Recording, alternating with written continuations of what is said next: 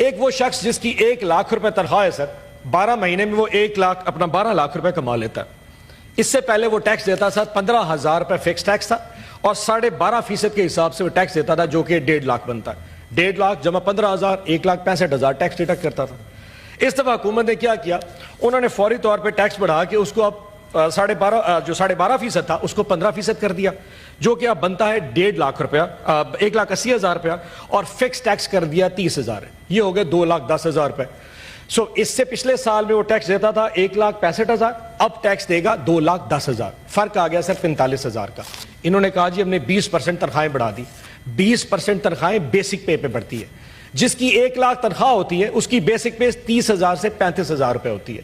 اس 30 یا 35,000 کے اوپر جو 20% ہے وہ پورے سال کی جو بنتا ہے سر، میں نے حساب لگایا وہ بنتا ہے 48,000 روپیہ۔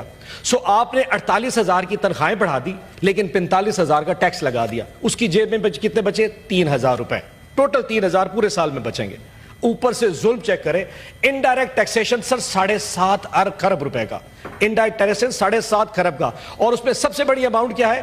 پیٹرولیم کی لیوی، یعنی کہ جو پاکستان تحریک انصاف اپنے دور میں ہم نے 60 روپے تک میکسم لیوی رکھی تھی، انہوں نے بڑھا کے اس کو 80 روپے کر دیا۔ 80 روپے سے کیا ہوگا؟ اور ہم نے سر 60 روپے جو رکھی تھی، ہم 35 روپے سے اوپر کبھی بھی نہیں گئے، انہوں نے 60 کو 80 روپے کر دیا ہے۔ اس کا مطلب یہ ہے کہ عوام اب 20 روپے اس پورے سال میں پیٹرول کی قیمت بڑھے گی۔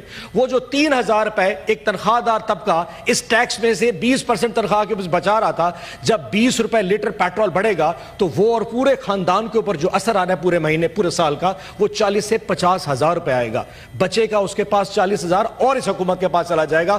میں یہ بتا دوں اس پورے ایوان کو بھی اور اس حکومت کو بھی کہ آپ کے 20% جو آپ نے اضافہ دیا ہے اس کی وجہ سے مڈل کلاس پوری دب چکی ہے، کیونکہ آپ نے جو ٹیکس سلیب بڑھائے وہ بیچارہ دب گیا، اور یہ صرف اور صرف سرکاری ملازمین کے لیے ہے۔ آپ نے جو ٹیکس سلیب بڑھائی ہے وہ تو تمام پاکستان کے تمام ملازمین کے لیے ہے جو کہ سرکاری نہیں ہے۔ اب جو پرائیویٹ چیپٹر میں کام کرتا ہے، کسی غیر سرکاری کمپنی میں کام کرتا ہے، اس کی تنخواہ تو اس کی کمپنی نہیں بڑھائے گی، وجہ کیونکہ پاکستان میں جو انکم ہے وہ تو نہیں بڑھ رہی، تو کمپنیز اور فیکٹریز اگر پیسے نہیں بڑھائیں گی تو انہوں نے تو اپنے لوگوں کی تنخواہیں نہیں بڑھانی، وہاں اس کی تنخواہ بھی نہیں بڑھی اور آپ کا ٹیکس سلیب بڑھ گیا، وہ بھی برباد ہو گیا۔ ایک تو میرا یہ تھا کہ انہوں نے جو یہ ظلم کیا ٹیکس بڑھا کے، یہ پاکستان کے عوام کے اوپر بہت بڑا ہتھوڑا مارا۔